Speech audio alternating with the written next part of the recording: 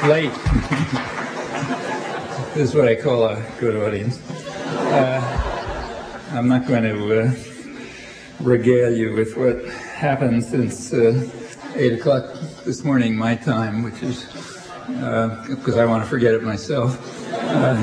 And I also, I'm not sure how to do this exactly. I think it seems to me that in view of the, lateness of the hour, it would make sense if you're willing to do what I often do in places that I go to a lot, and where they're used to it, and that is just dispense with the talk and start in with the discussion, which is always a lot more interesting and is more keyed to your interests. I mean, I could start talking about any number of things, but since it's late and, we want to get right to the heart of things, why don't you suggest what we ought to talk about?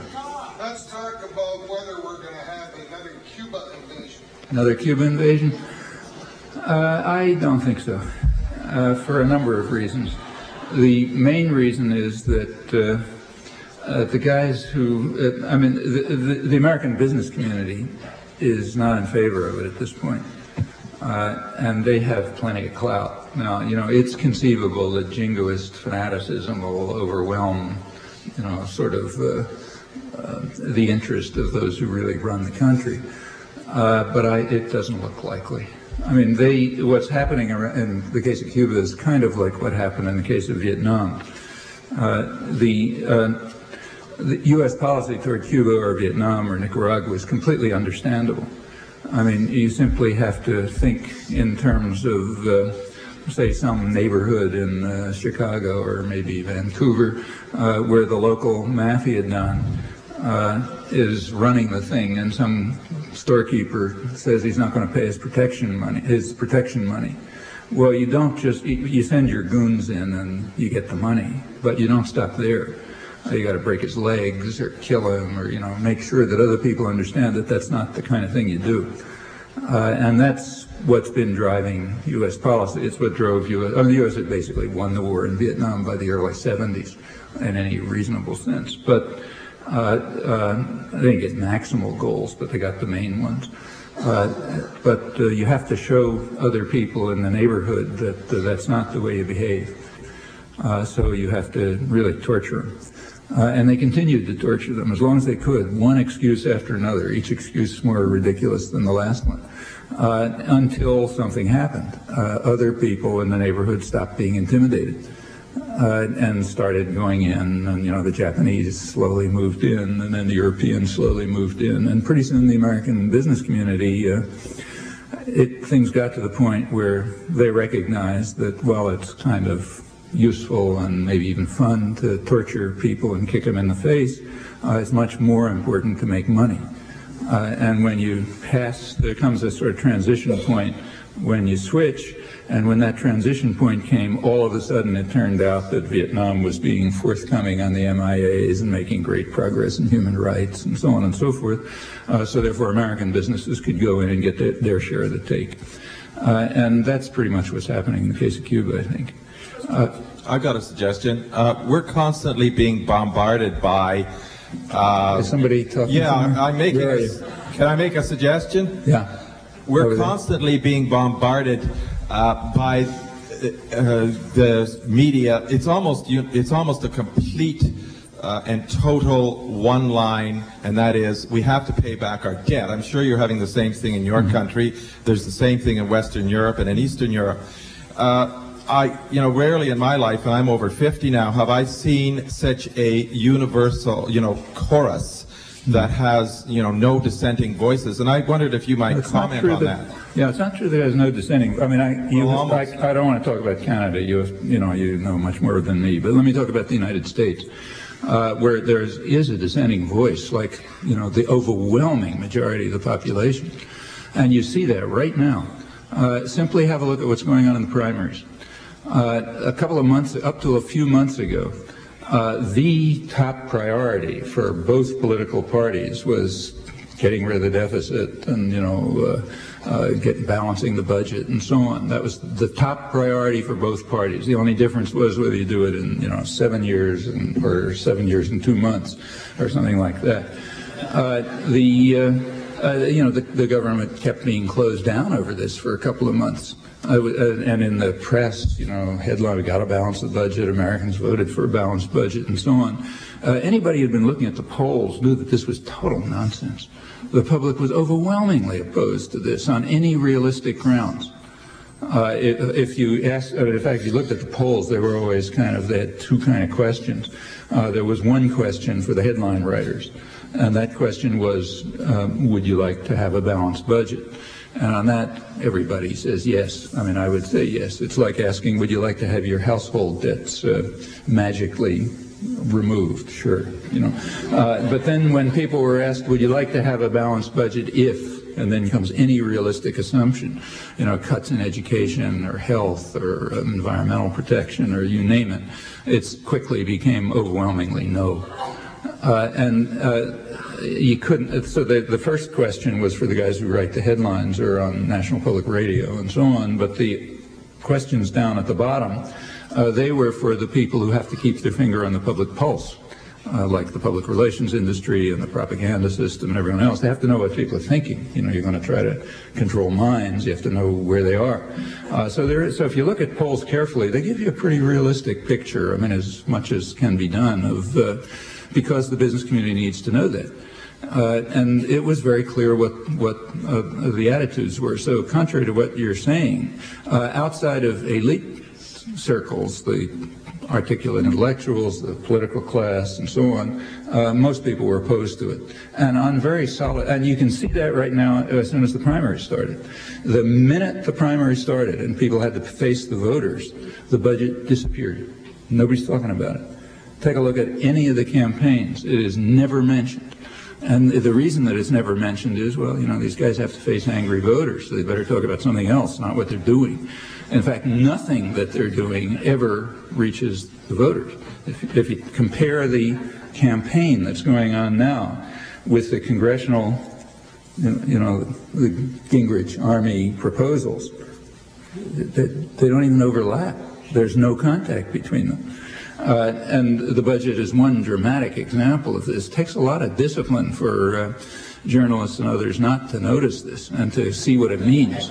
But there's been like a sea change. As soon as the primary season started, the budget dropped off the screen. You might ask a different question. Who's right? There's a question of fact. Like, is it important to balance the budget?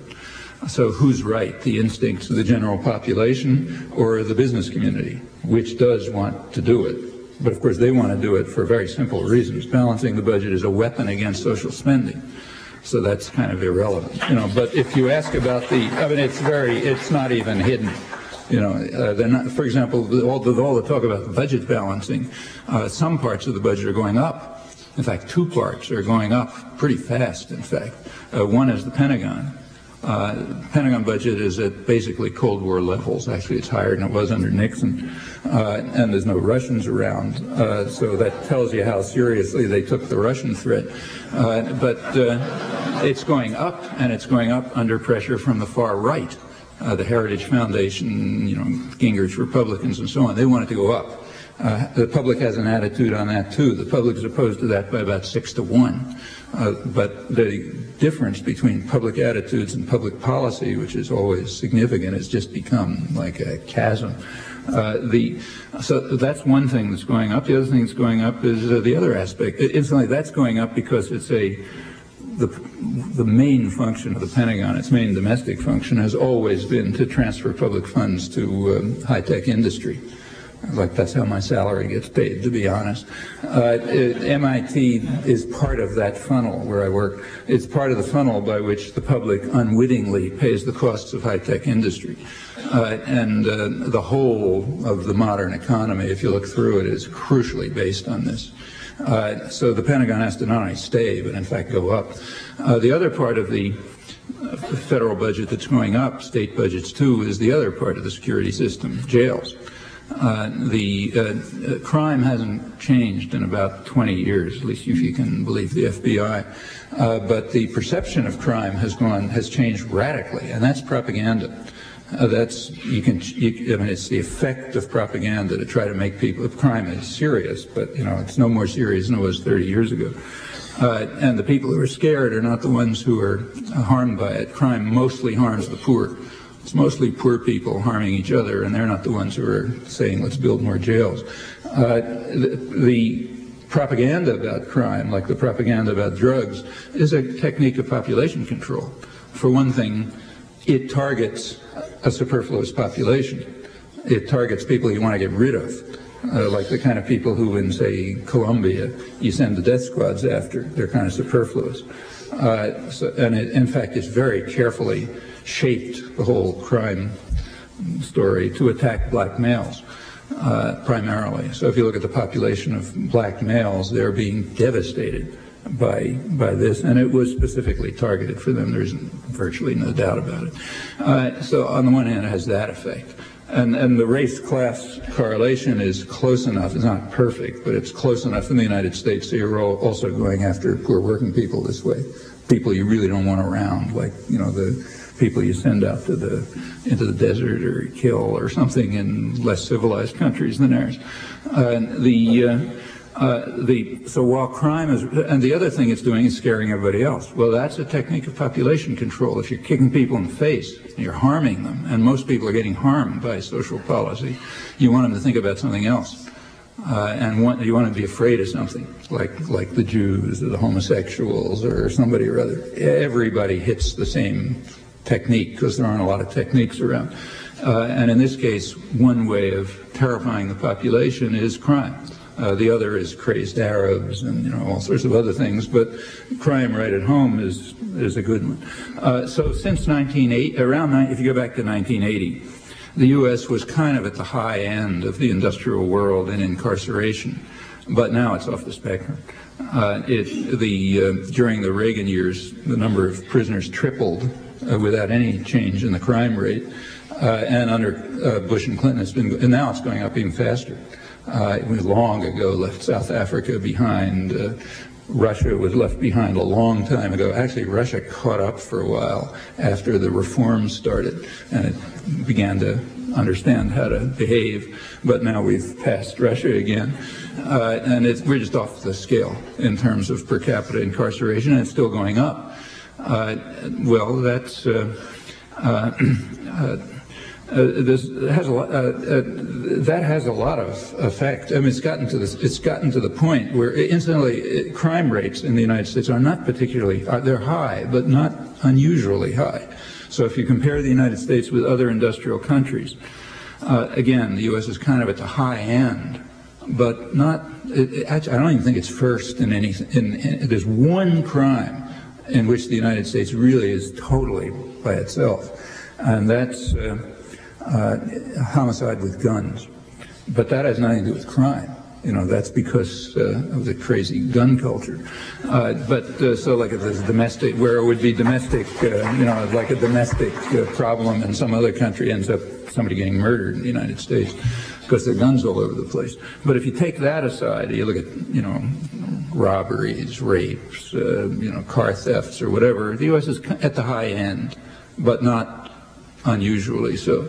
On the other hand, the rate of incarceration, which was not very different from other industrial countries around 1980, is now radically different.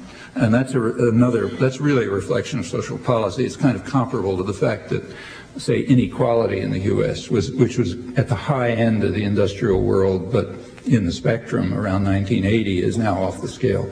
All these things are aspects of the same kinds of social policy.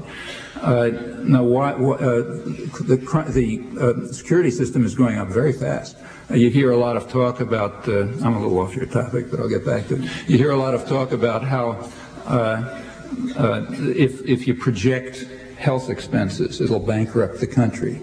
Well, that's mostly nonsense. But the fact is, if you want to play that game, if you project prison building, that'll bankrupt the country even faster. In fact, the Rand Corporation did a study a year or two ago in which they pointed out that at the rate at which California was imprisoning people by some, year 2000 or something like that, they would have nothing left in the state budget for education. Everything would have to be going to prisons. And that's the kind of projection you get. Well, let's come back. Why is this going on? Well, it's kind of like the Pentagon. For one thing, it has a function. It does have the function of use of force. I mean, in the case of the Pentagon, it keeps the world under control. In the case of the security system, it's kind of like social cleansing in Colombia, as well as controlling the rest of the population by frightening them. But like the Pentagon, it has another function. It is a by now rather significant Keynesian stimulus for the economy. I mean, it's gotten to the point where rural counties, which is where most of the prisons goes, are competing for prisons because money for the construction industry, and the security guard maybe still is, the fastest growing white collar profession in the United States. Plus, there's big money involved. They're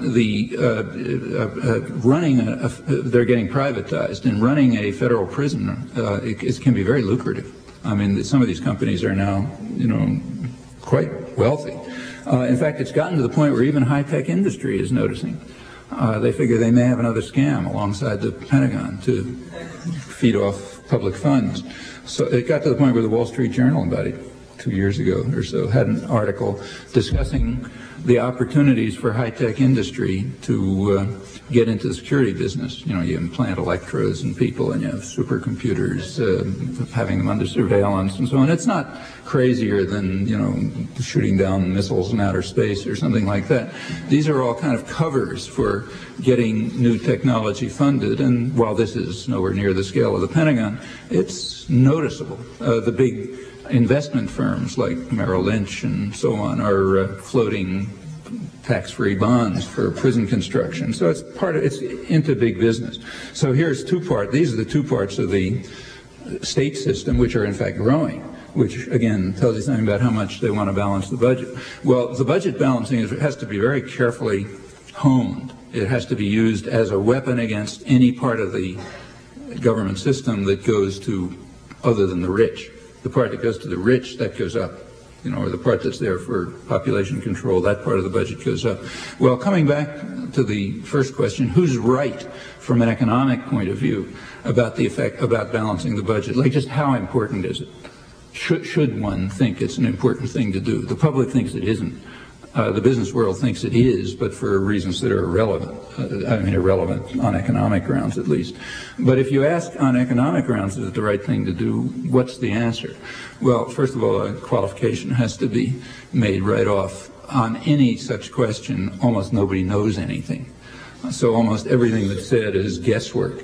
Any honest economist will tell you that if you tell him the answer you want, he'll construct a model to give you that answer,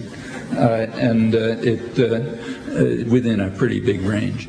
And in fact, most of these things are sort of large. I mean, there is some knowledge, but a large part of it is historical evidence and sort of judgment questions and so on. So whose judgment is right? Well, there's some. First of all, take say the United States, is the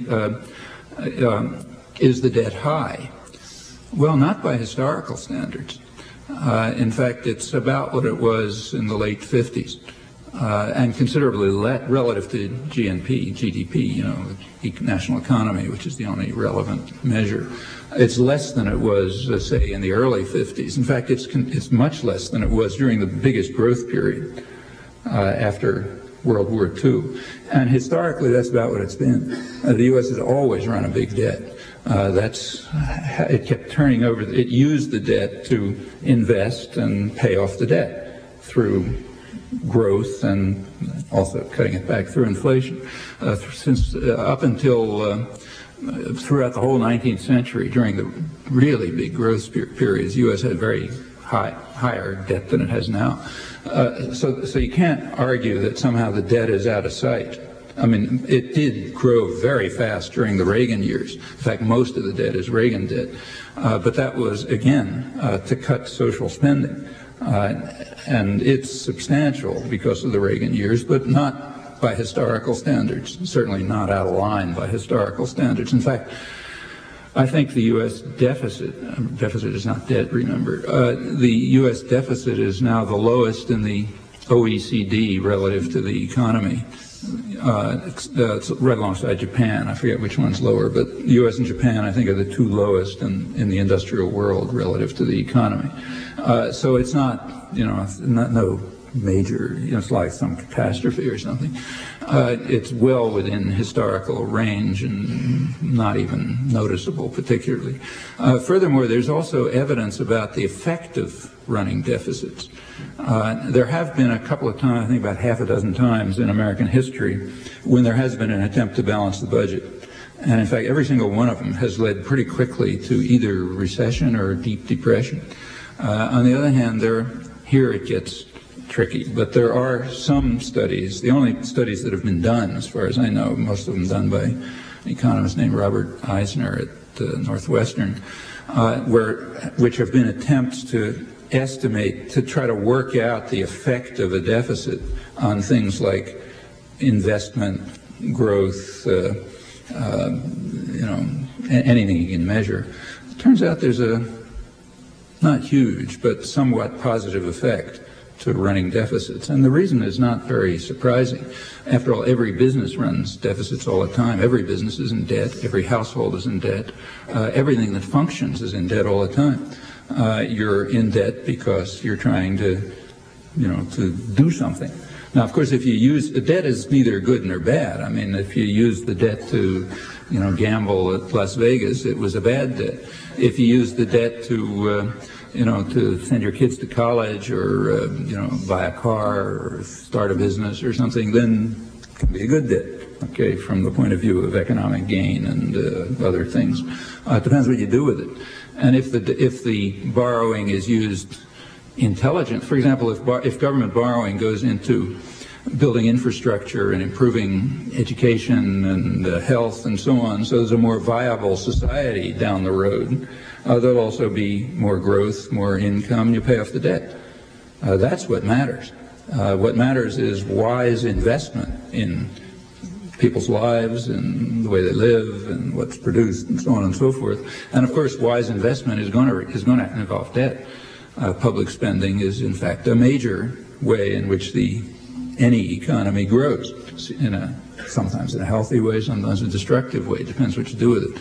So as far as we know, at least, there's no big imperative about cutting the debt. I mean, obviously, it depends, despite the Reagan years, which did, they did turn the United States very quickly from the world's biggest creditor into the world's biggest debtor very fast. But that was because of a combination of massive spending, the massive state spending and tremendous there was kind of like a borrow and spend abandon in the Reagan years. And mainly, as David Stockman said right at the beginning, there's no secret, the head of the budget, because if they figured if they get deep enough into debt, there'll be a straitjacket and they'll be able to kill social spending. Well, okay, if that's your goal, then that's a good thing. And if you can use cutting the debt to achieve that goal, then that's fine. But for the general population, that doesn't make any sense at all. And even on narrow economic grounds, it's very dubious that it makes any sense, probably harmful on the narrowest economic grounds. Now, in Canada, the answer to that may be different. Remember, take the talk about how the debt is a burden on future generations. Well, in the United States, that's simply not true. The debt is mostly owned by Americans, which means that the payments on the debt stay right in the country. Now, it may have a redistributive effect, like it's probably the case, although even this is pretty hard to show because of pension funds and everything else. But it's, you'd guess that it's the case that richer people hold more of the debt than poorer people, proportional income. But if that's true, then the debt will indeed have a redistributive effect, in fact, a regressive redistributive effect, although even that's challenged. But that you take care of by other means, like, say, more progressive taxation. So those are not big social problems. I mean, there's nothing unworkable about the social problems. The debt the payment on the debt just almost all stays inside the country, just gets reshuffled around in complicated ways. So there's no burden on future generations. I mean, the burden on future generations is if you don't leave them with a viable society. like if your children and your grandchildren are going to go into society which doesn't have roads and bridges and people aren't educated and people are dying of diseases and so on and so forth, yeah, then it's not going to be a nice life for them, and in fact they won't be able to maintain anything like the lifestyle people have now. But in order to achieve those goals, to create a viable society, public spending is absolutely a necessity. Furthermore, the business community knows it. That's why they insist on the Pentagon staying high, because that's the form of public spending they like. They don't call it public spending, but that's a method whereby the general public pays the costs of research and development and so on, and basically, creates the high-tech system, which is then handed over, and not just engineering and so on. Same is true of biotechnology and everything else. Hard to find a dynamic sector of the economy where that hasn't been a major factor. So yeah, there is that kind of public spending. But what about the other kind? I mean, what about helping develop a society in which a human being would want to live? Would want to live and would want to work and would want to work productively and so on and so forth. Well, that's public responsibility. Now, how that I think it's not a great idea to have that public responsibility fulfilled through a powerful central government. In fact, I think it's a rotten idea. But under current circumstances, it happens to be the only alternative to having private tyrannies run everything, which is far worse. So given the options, that's the best one, I think. But that means, and I think most people kind of sense this, and that's, or at least at some level sense it, which is why you don't have support for balancing the budget. And to get back to your original question, it's why as soon as candidates have to face the public, they drop it like a hot potato. So it's only the business world and its various flacks who say that we have to balance the budget. Not many other people do.